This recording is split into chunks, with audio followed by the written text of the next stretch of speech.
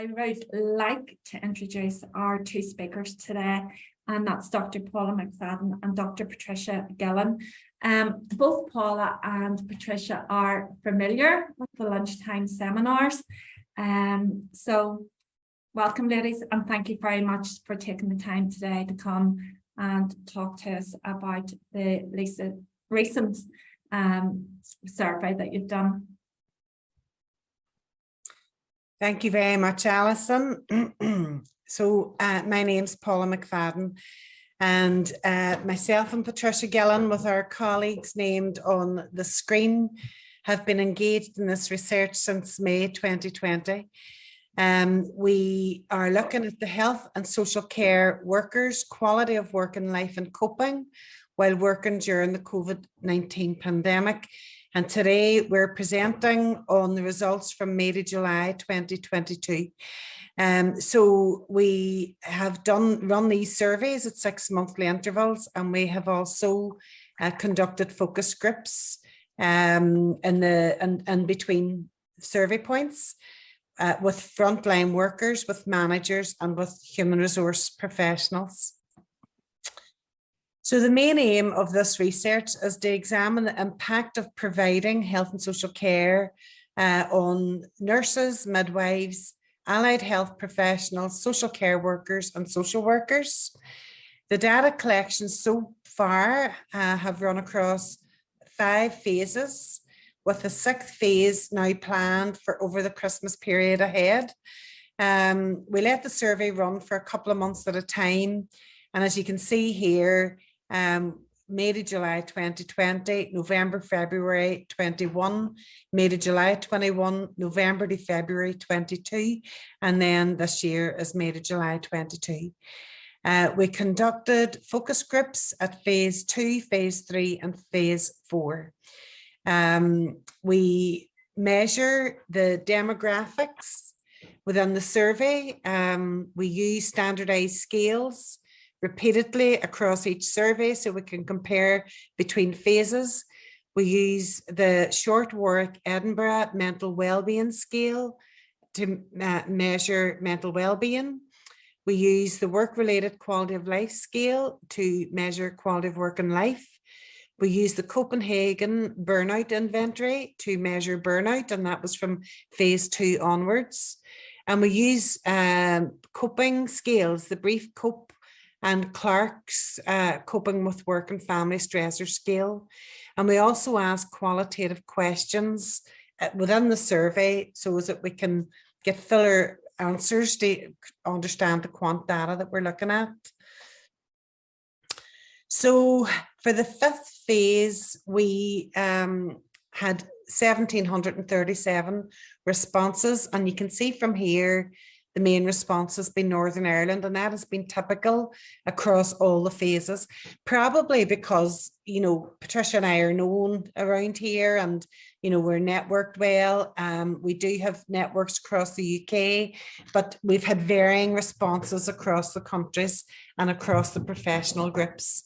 So you can just see that from here. The females are the dominant respondents across all professions. White ethnicity, age band between 30 and 59, 54% working in the community, 65% in statutory sector, HSE or NHS, 38% worked with older people, 28% had between 11 and 20 years experience, 48% were line managers, 37% thought about changing their employers, and 38% thought about changing their occupation. So we'll talk a wee bit more about those types of statistics about leaving as we move through this presentation. So the amount of social workers at this point for phase 5 was 380, social care workers 730, AHPs 305, midwives 88, and nursing 234. So just to hone in specifically on social work and social care, since the beginning of this research, We have had a total of 3,934 social workers respond to the surveys, and we've had 4,414 social care workers respond across all the phases. So it's quite substantial. When we widen out that count across all the professional groups, we already have over 12,000 responses. Yeah, so, you know, it's quite a sizable amount of data that we're able to contextualize what's going on over time and across a significant amount of people that participated. The social care demographics, so from those 730, quite similar in terms of gender, female being 84%, white ethnicity 88%, 61% were between 40 and 59. And this is an important one in relation to the aging demographics of the workforce that we need to be thinking about in terms of how do we future-proof you know, the service whenever we've got so many of the population and this has reflected in wider data as well about the aging demographics. 67% of the social care workers worked in the community sector, 40% in the private sector, 53% had between 11 and 30 years experience, 33% were line managers, 33% thought about changing their employer, and 38% thought about changing their occupation. So you can see just that trend isn't, you know, it's cutting across all these occupational groups, but this is the specific ones for social care. In relation to social work, from those 380 responses this year, we had 96% were female, 97% were white ethnicity. So you see these demographics higher in this subsample. 60% were aged between 30 and 49 years old. 67% worked in a community setting. 94% worked in the statutory setting. 42% were line managers. 58% thought about changing their employer. This is big for social work. And 40.9% thought about changing their occupation. Ways of coping. So using the combination of two different scales that measure different ways of coping. What we're looking at here is a range of ways of coping. As you can see along the bottom, you have active coping, planning, positive reframing, acceptance, use of emotional support, and use of instrumental support. Then the latter four are venting, substance use, behavioural disengagement, and self-blame.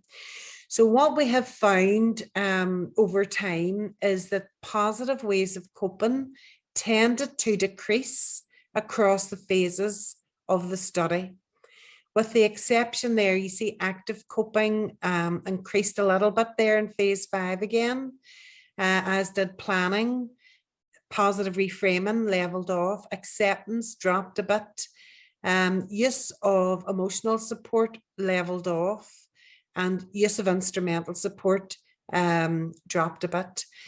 Venting, use of substance use, behavioural disengagement, and self-blame either leveled off, increased across those negative, we would frame those as negative coping. So overall, this slide is telling us that positive coping is the majority of ways that people are trying to cope, but that the positive ways of coping are challenged over time, whereas the negative ways of coping are tending to increase over time or be maintained. Factors associated with coping. So there was a regression analysis done with a combination of our results to find out, you know, what the factors that were associated and were like statistically significantly associated across these different areas of coping. So the use of all positive strategies were below UK average among social workers, but above average among social care workers. Line managers were more likely than other staff to use acceptance, active coping, positive reframing and planning, and less likely to use self-blame, substance use, or behavioral disengagement. So whenever you try to understand, some of these key differences, line managers are probably feeling like responsible and, trying to maybe model or, lead in a way that is about trying to use positive ways of coping. But this is like different from the way the frontline workers perceive and cope with the challenges that are ongoing. So those overwhelmed by the impact of the pandemic having their service scored higher in substance use and self-blame. Again, another important finding from the study. So it maybe triggers some types of specific types of well-being work that needs to be done at employer level. Age, gender, and ethnicity of respondents were also strong predictors of coping styles. For example, younger respondents were more likely to be behaviourally disengaged and use self-blame. And we found that white respondents had lower scores in positive coping strategies. Females scored higher in venting and self-blame strategies. This is what we also found. So mental wellbeing UK-wide, we use the Short Warwick Edinburgh Wellbeing Scale, and it is used in public health surveys about mental wellbeing in the broader and wider population. And the population norm for wellbeing using a scale would be 23.6. So what we found across all the phases, we were at least 2 or 3 points below population norms of wellbeing. So this is an important message as well, because while well-being decreases, what we're finding is the risk of burnout increases. So mental well-being and having a metric to measure it at this scale is really important if you're taking the temperature almost of the workforce over time. Quality of working life scale. So this one across all the 5 phases, anything lower than 74 shows lower levels of quality of working life. Okay, so you can see the results here that are below 74. So for example, in phase 5, you can see 66.75, which is on the lower quality of working life area. Now this scale measures stress at work, control at work, homework interface, general well-being, job and career satisfaction, and homework interface. So it crosses a number of important areas that are related to work life. Average levels cutoffs for quality of work and life is anything between 75 and 81. So you can see here in terms of average levels, we do have some of the phases there that we're hitting up there at over 75. For example, you can see phase 1, which is the period where everybody was in absolute shock about the pandemic even happening. You can see that at that stage, it's nearly the healthiest in terms of quality of working life, when people were like responding, to the shock of what was going on. And you can see now by phase 5 that has really dropped off. Okay, so higher quality of work and life, where things are looking positive, more positive, would be 82 to 100. And there's none of the evidence of that across all the phases. So burnout UK-wide, you can see here that personal burnout and work-related burnout are higher, right, than client-related burnout.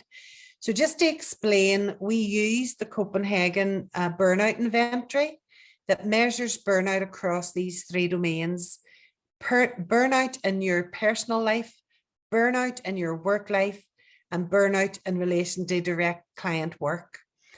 What we have found in relation to the client burnout is that we have a much lower, which is in the category of low or no burnout, in relation to service user burnout, which is really about feelings towards your service user, feelings about compassion and their care being central.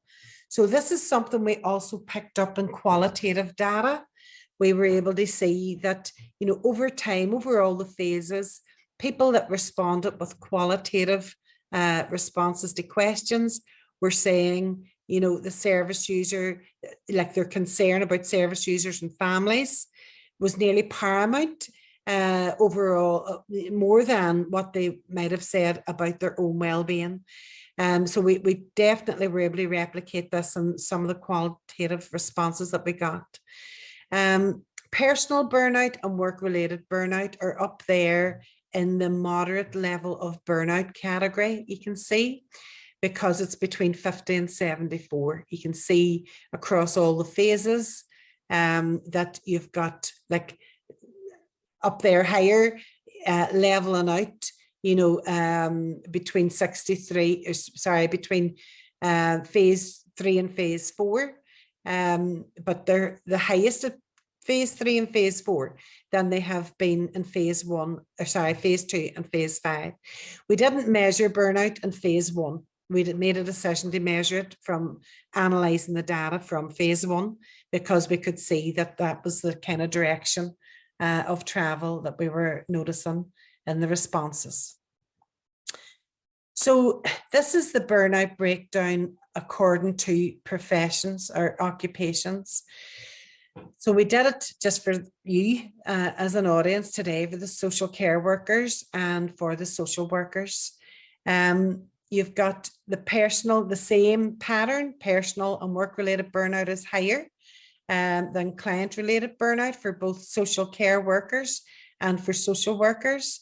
It's higher for social workers than social care workers, you can see here as well, but it's still up there in the moderate level of burnout category. Going on, treated, the trajectory worryingly would be a continuation of that increase. So I suppose this research is about flagging to stakeholders and employers, you know, this is a situation now, you know, interventions, you know, and ways of trying to support the workforce are really important to catch before things get any worse. Burnout scores by intention to leave employer. So again, for the social care workers, you can see here that the burnout, the personal work-related burnout are up there in the moderate levels. But for those that said yes, that they intend to leave their employers, you've got higher levels, the higher level of burnout across all the ratings. Again, the client-related burnout for these respondents remained low or no burnout. For social workers, you can see now we're getting up there to the high burnout, the 74.99 and the 77.32, where people are saying yes, intention to leave their employer. So you can see that we have a relationship identified between burnout and intention to leave. You can even see that client-related burnout starting to increase here. And that was both for social care and for social work. Burnout scores by intention to leave occupation. So this is an important message on this slide as well. So respondents were asked if they intended to leave their employer, intended to leave their occupation. So those that said yes, you can see have a higher level of burnout than those that said no. And that is for the social care workers on the left. On the right, you can see for social work, you've got people that are intending to leave the occupation that are up there in the high burnout category. You can even see that client-related burnout has increased significantly for this group. Now, what we were finding in the qualitative responses as well is that that compassion was starting to wane. There was like tensions with co-workers, tensions with employers and managers. It's, you know, whenever burnout kicks in, there can be a loss of the capacity for empathy, and that includes how you work with others, as well as maybe how you are feeling about working with the service users. So this is an important trajectory that we need to really be careful about. So I'm going to let Patricia continue from here. She's going to speak a wee bit more about some of the qualitative data. Patricia, I can move the slides on when you want me to. Your mic's on. Oh. Yeah, that's great, Paula. Thank you. Yeah. Yes, this slide, this word cloud that Ruth has done for us, it sort of pulls out some of the key words that came through in the qualitative responses. So those are responses, qualitative questions in the survey, and also from focus groups.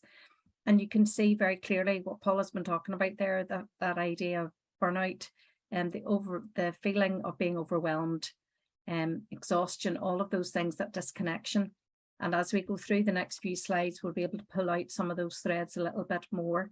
And I always think that one need for clarity is always a challenge as well, because I think for all of us who know we've come through, you know how things have changed, just the sands have kept shifting the whole way through. So yeah, next slide, Paula, thank you. So what we wanted to pull out here were some of the issues that were raised by employees, and it's not possible to go through each of them in detail, but you can see what we did was we thematically analysed them and gave them three sort of overarching themes of connections, communication, and changing conditions. And you can see, you know, as yourselves working within social care, you can understand how important connections, communication, and changing conditions, the conditions in which you work, are important to you, how important they are to you. So under connections, one of the first ones that we want to look at was the effects on patients and service users. And that was very much about the employees telling us that they felt that they were finding it harder to keep that connection with their patients and service users. That was in part to do with the ways of working, in that they perhaps were doing appointments at a distance, perhaps via Zoom or telephone, but also even when they were face-to-face, because of the use of PPE, there were some professions in particular who find that very challenging and find that very hard, and particularly with certain client groups, for example, with smaller children, things like that. They felt that that was very difficult for helping to communicate and perhaps at times comfort and support children and older people. In relation then to communication, you can see that some of the issues related to that sort of frustrations that staff felt, and these frustrations covered a range of issues really. They related to the staffing, the levels of sickness, the challenges of trying to maintain the services and keep the services going, and often being also asked to take on additional tasks and additional roles and additional services as services were being, I suppose, trying to bring things back to normal and trying to deal with some of the pre-pandemic issues that needed to be addressed for patients. So staff were becoming increasingly frustrated with that and found that there wasn't really an answer to the frustrations, which made it worse. This also connected with their lack of motivation. Over time, staff, I mean, at the very beginning of the pandemic, people really were very enthusiastic to try and do their very best, to do everything that they could to help and support, and went the extra mile. In fact, extra probably marathon for most people. But over time, and just with the normal run of things, and as people became more exhausted and tired, their motivation was really impacted, so that they found that it was really hard to muster the motivation to do all of these additional things that was being asked of them. And they felt just motivated, and that again may be linked with all of these things to do with burnout and exhaustion, all these things that we're talking to you about. Also, lack of recognition. And I mean, again, we can reflect back to various stages of the pandemic where we had the clap for carers, and there was really high, I suppose, respect or recognition coming from the public about what was happening and how frontline workers in particular were dealing with what was being put in front of them and the challenges that they were having to overcome on a day and daily basis. But over time, our respondents were telling us they could see that that was waning, that recognition, and it was almost like it was nearly turning the other way, where patients were beginning to actually turn on staff, and you know that recognition was going very much in the other direction. In relation to availability of management support, the whole way through, I think we've always reflected this idea about the importance of management supporting their employees, that visibility of management, whether it be literally or virtually, over the internet or in person. So the availability of management support was still really high on the agenda for the respondents to this phase of the survey. They felt it was really important. Some felt that, yes, they had great managers and they did a good job, and they understood that managers themselves were under severe pressure and support, or need for support. But for many of our respondents, they didn't feel that they were getting the support that management should have been given them. They felt that a lot was being asked of them, and that perhaps at times management didn't fully understand what they were asking their staff to do, and how difficult it was for staff to carry out those requests. In relation then to changing conditions, and clearly we're all very aware of how over time conditions of the pandemic have changed, and that is obviously reflected then in how people have had to respond, and the changing conditions of how to work, where they work, all of that. I think one of the things has been that sort of consistency of pressure. We'll go forward, we'll talk about that overwhelming demand that people felt at this stage will possibly start to wane. But I think many of our sponsors are talking of that consistency, that constancy of pressure, and it's almost like one pressure is just replaced with another, and that was becoming very difficult for people to deal with. Paula has talked quite a lot there about burnout, and obviously the exhaustion that comes with that burnout, and people therefore beginning to feel that they're continually being asked to respond to new things, do new things, take on new tasks, do more and do more. And that was leading increasingly to burnout and overall exhaustion, which of course was leading then to people taking time off, which in turn then was obviously impacting on staffing levels. So you had people that were taking time off in relation to perhaps COVID-related illness, but then also in relation to mental health and perhaps other physical conditions as a result of feeling overworked and burnt out and exhausted. In relation then to, obviously this leads on to impact on well-being. Well-being was greatly impacted. People felt that both mentally and physically they were exhausted, and this had impacted on their mental well-being to a great extent. Many people felt that they had to take time out of work. Some people continued to work because they weren't being paid if they didn't work, and they felt they had to, but that they felt that it impacted greatly on them. And that in turn then obviously impacted on their home life and life outside of work. And that in turn impacted on their overall well-being. In relation to the impact of workplace climate, and Paula has alluded there to the changes in the way that people were reacting to each other and responding to each other in relation to that overall exhaustion and burnout that they were feeling. And we were starting to get those little bubbles up of people talking about bullying, about the way that people were talking to them, about the way people were being dismissive, about, I suppose, a lack of civility and respect for each other that was happening.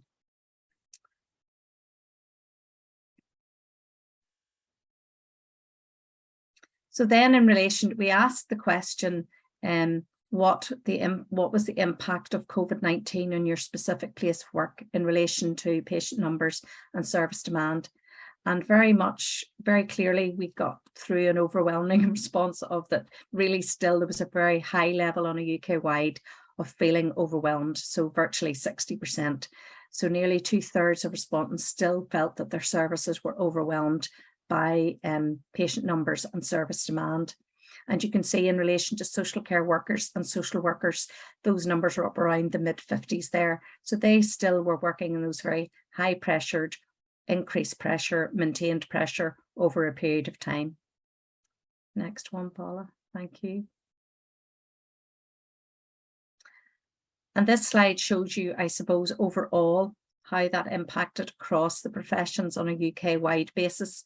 And you see that while nursing and midwifery seem to have been particularly overwhelmed, that's not at all to diminish what social work and social care work, they are up there really. There's very small differences across all of the professions. It does appear that the allied health professionals perhaps were slightly less overwhelmed in their services, but you can see very clearly that there was a high level of overwhelm for social care and social care workers. So next slide then. So when we think about employer support, and you'll know if you've heard these presentations before, one of the things that employers have felt they needed to do was try to respond to the demands from their employees to try and support them in some way. You know, and interesting, although there were a lot of workers and a lot of our respondents were talking about the need for support, 72% of our respondents did not take any employer support. So even though it's been demanded in one hand, it hasn't been taken up in another. And 75%, so 3/4 of social care workers, did not take any employer support of those who responded to our survey. And you can see that virtually the same, 74.9% of social workers didn't take any employer support. So very high levels of social care and social care workers not taking up any employer support that was offered. Now, the following areas are generically what employees would like to see in place to support their well-being. So this generally came from the responses, and the next slide will deal more specifically with social care and social care workers. But you can see that those things that many of you will be able to recognise and understand: the need for more flexibility in working hours. You know, there was a great demand, great discussions around this idea of, you know, people do need to have more flexible working, and that was in part dealing with the way they were working and the challenges and the pressures, but also having to deal with some of the additional demands that were coming from their work life or from their home life in relation to the pandemic as well. There was 53% overall wanted to have wellbeing support. So there was like nearly half of our respondents felt that wellbeing support was important to have come from their employers, and that they would have sought it from them if it was available. And then in relation to manager support, you can see again, it comes really high up on the list. Nearly 60% of our respondents felt that support from managers was really important. And this comes back to that thing again about recognition, about being told you've done a good job, that they understand the pressures that you're under. Next one, thanks, Paula. So then, as I've said, for social care workers, you can see that 62%, so nearly 2/3, wanted more support from their managers, and 49% wanted more wellbeing support, and 48% wanted more flexibility in working. So you can see very clearly that for social care workers, that managerial support, wellbeing support, that flexibility were really important to them. And for social workers, you can see again, they're high up there with wanting more managerial support, slightly less so than the social care workers, but still at 56%. 54% wanted more wellbeing support, and 30%, just over 30%, wanted more flexibility in working hours. So you can see consistently there is that demand for more support from managers, their well-being and flexibility. And interestingly, for social workers, they wanted time in lieu, because clearly they were working extra hours and they wanted to have the opportunity to take those hours back again when and if they could. And that was something that was very important to them. So that's like nearly 1/3 of workers, social care workers, really thought that time in lieu would have been a really useful means of employer support for them.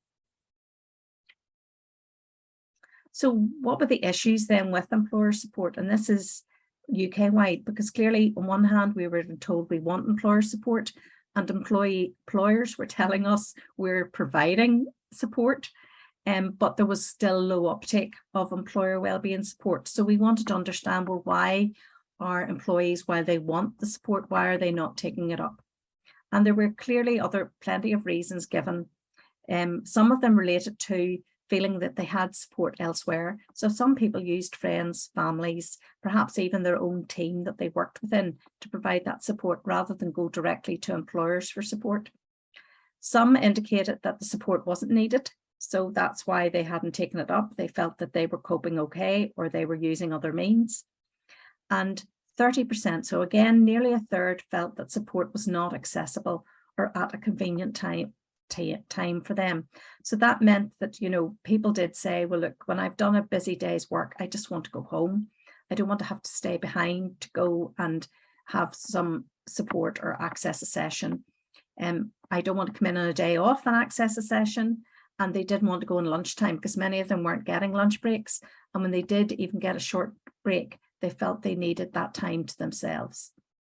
And then 16.1% presented lots of other reasons. So some people felt that the support being offered by employees was quite tokenistic, really wasn't meeting their needs. It was too generic, so it wasn't perhaps specific to their profession or even to their ways of working, or understanding perhaps of the particular issues that were relevant to them. And they also felt that they wanted to be able to look after their own needs. Some employees wanted to be able to look after their own needs and just get on with it. Some felt that the support that was offered was not sufficient or beneficial. And as I've said, working overtime due to short staffing issues meant that for many, it was like, worked hard, I've worked long, I'm tired, I just want to go home. And they didn't take up the employer support. Thanks, Paula. So an important part of what we were trying to do, as Paula's mentioned earlier, is to try and help direct employers about what are the types of things that may be useful or helpful to support staff at an individual, organisation or policy level. Clearly at a policy level, there is a huge drive at the minute for staff wellbeing and retention. There's great issues with recruiting and retaining health and social care staff across the board.